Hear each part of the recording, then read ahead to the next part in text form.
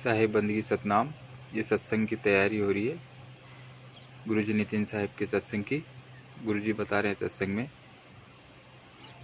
कि अक्षर पुरुष एक पेड़ है, निरंजन वाकी डारा, और तीनों देवा शाखा है, पात रूप संसारा। तो ये अक्षर पुरुष कौन है, इस बारे में गुरुजी सत्संग में बता रहे हैं। आप सभी भाई ध्यान से सुने कि अक्षर पुरुष कौन है अक्षर पुरुष, इसके बारे में गुरुजी इस सत्संग में बता रहे हैं। ध्यान से सुनिए। साहिब बंदगी सतनाम। कहते सार शब्द नहीं बाँचियो मानो एतबारा, अक्षर पुरुष एक पेड़ है, निरंजन वाकी डारा। अब अक्षर पुरुष कौन है? किताबों में लिख दिया अक्षर पुरुष। फोटो बनाई तो माता की भी बना दी, गणेश जी की बना दी, ब्रह्मा विष्णु महेश की बना दी, कबीर जी की बना दी। आज तक अक्षर पुरुष की फोटो क्यों नहीं बना पाया कोई महात्मा? सारी किताबें खंगाल मारो, जितने भी लोगों ने अक्षर पुरुष का जिक्र किया है संतों ने, उसकी फोटो नहीं मिलेगी आपको, केवल नाम लिखा मिलेगा। क्यों? क्योंकि उसकी कोई फोटो है ही नहीं। अक्षर पुरुष की कौन फोटो खींचेगा भाई? अक्षर पुरुष कहते हैं सूरत को। जो हमारी सूरत है वो अक्षर पुरुष है, यानी जो हमारा ध्यान है। जैसे मैं गाड़ी चला रहा हूँ ध्यान से, मेरा ध्यान कहीं और चला गया, अब सामने आता ट्रक भी नहीं दिखाई देगा मुझे, क्योंकि मेरा ध्यान ही नहीं है वहां पे। लोग कहते हैं एक्सीडेंट हो गया, तो सामने नहीं दिख रहा था, कुत्ता आ गया, अरे मेरा ध्यान ही नहीं था। ध्यान कहाँ था फिर? कहीं और था। उसी ध्यान को अक्षर पुरुष कहते हैं। उसी से मन रूपी काल निरंजन पैदा होता है।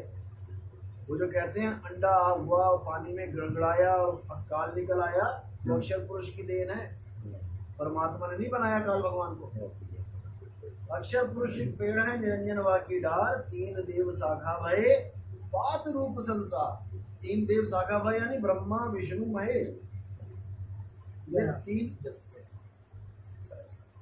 ये तीनों देव सारे संसार को चला रहे हैं। हिंदुओं को, मुसलमान को, सिख को, ईसाई को कैसे चलाते हैं? ब्रह्मा जी क्या करता है? ब्रह्मा जी पैदा करता है। कैसे करता है? जैसे खेत सामने पड़ा है, कुछ पैदा नहीं है इसमें, तो क्या करेगा किसान? बीज डालेगा। तो ब्रह्मा का काम है। ब्रह्मा कहाँ बैठा है? इंद्रिय चक्र पे। यहाँ से बीज डालता है। कहाँ डालता है? गर्भ में डालता है, माताओं के। जब उसने गर्भ में बीज डाल दिया, उसका काम पूरा हो गया। ब्रह्मा जी ने काम पूर्ण कर दिया। अब उसके ऊपर आ जाओ, नाभि पे कौन बैठा है? विष्णु जी का वास है। उनका क्या काम है? विष्णु जी का है। उसका क्या काम है? अब जब बीज बोझते हो तो उसके बाद क्या काम करते हो? पानी लगाते हो, खाद डालते हो।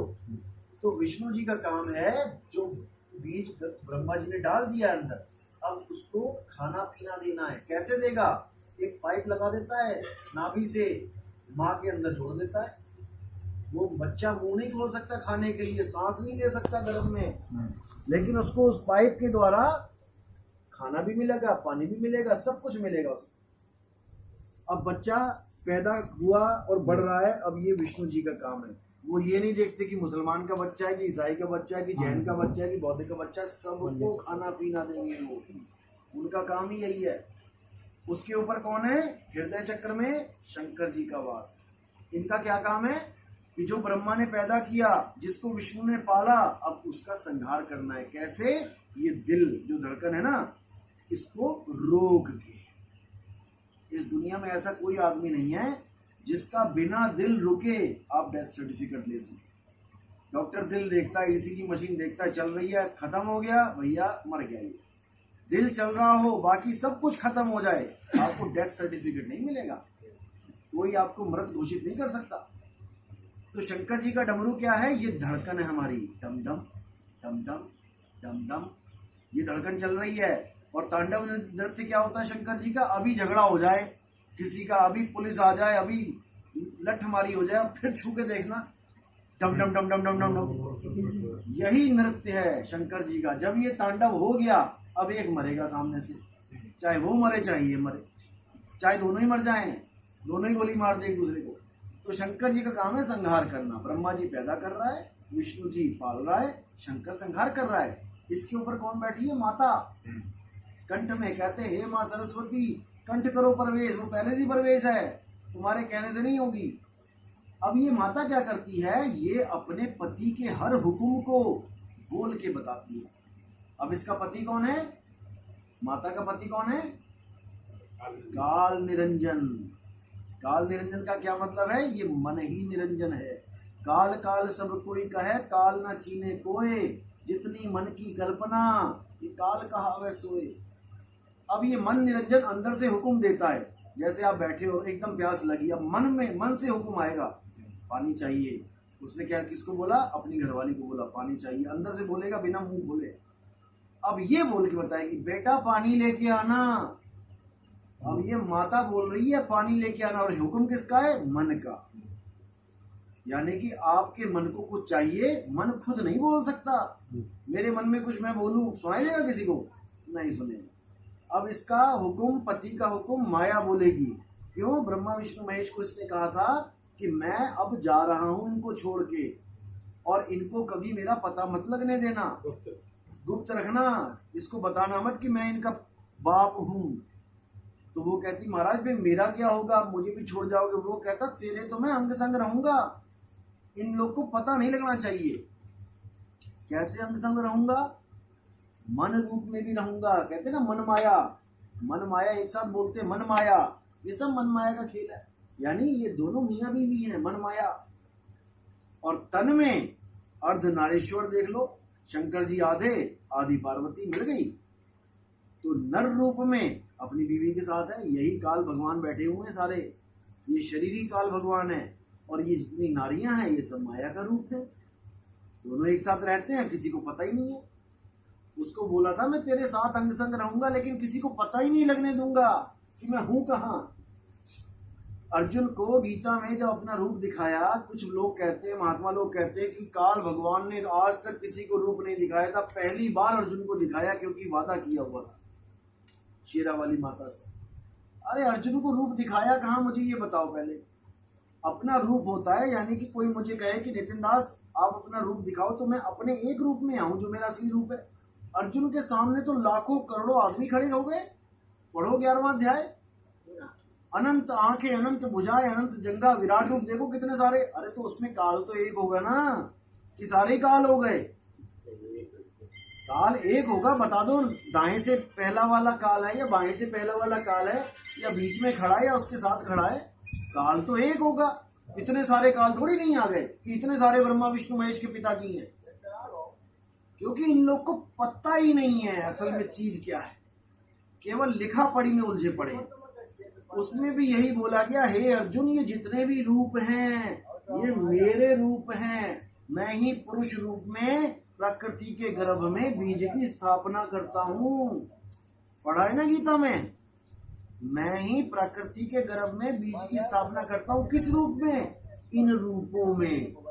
हमारे दादाजी हमारी दादी जी के साथ है, हमारे पिताजी माता जी के साथ है, बुआ जी के साथ फूफा जी हैं, मामा के साथ मामी जी हैं। ये सब काल और माया का ही खेल है।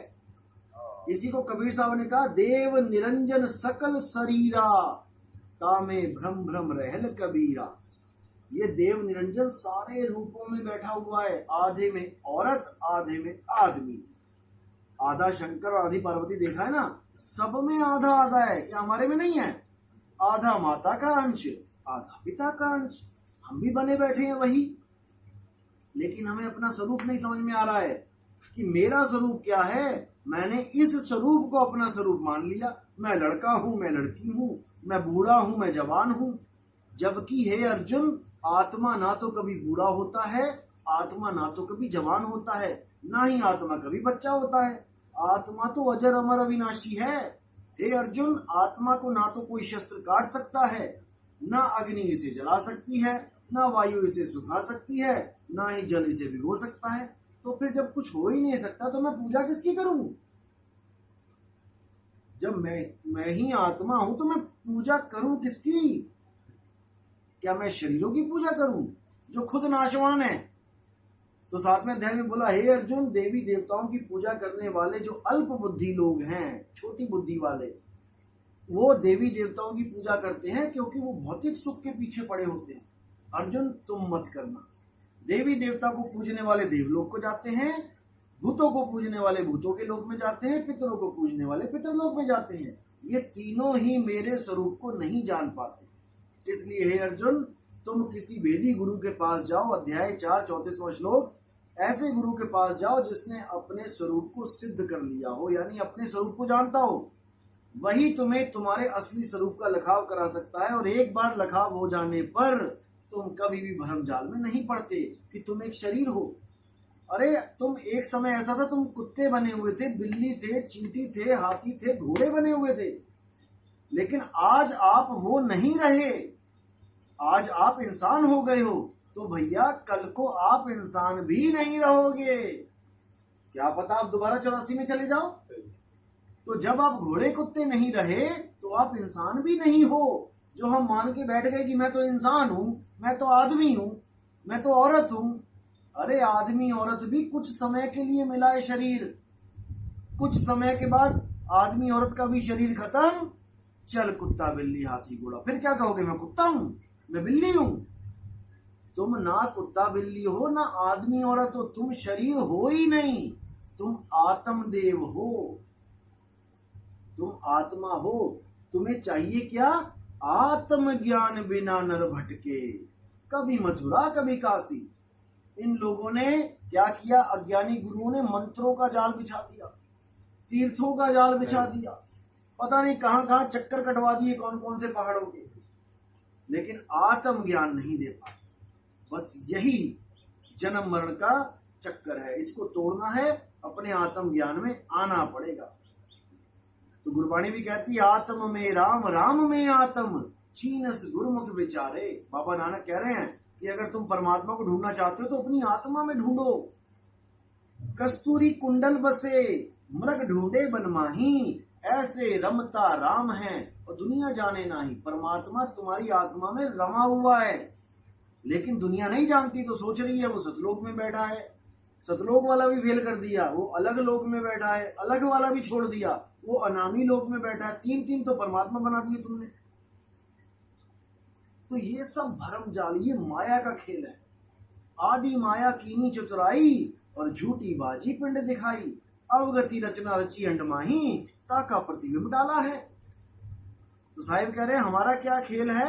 अरे शब्द विहंगम चाल हमारी, कहें कबीर सतगुर दई ताड़ी। चाबी मिलेगी आपको, खुले कपाट शब्द झनकारी और पिंड अंड के पार सो देश हमारा है।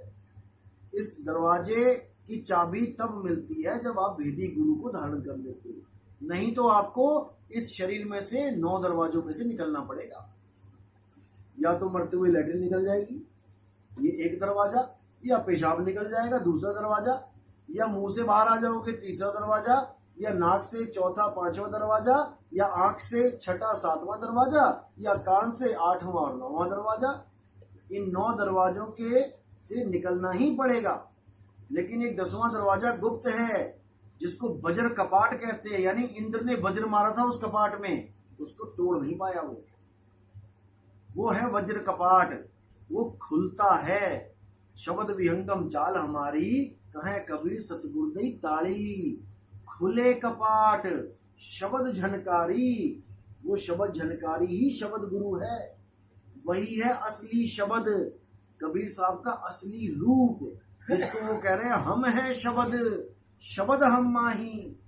यानी वही झनकार जो है वो असली स्वरूप है मालिक का, देह स्वरूप नहीं है। इसी को समझना। चलो बाकी सत्संग आप YouTube पे सुन सकते हो। अब हमने आगे निकलना है तो टाइम थोड़ा कम है, अगली बार मिलेंगे, कभी आएंगे, तो जब तक सत्संग सुनो, ठीक है।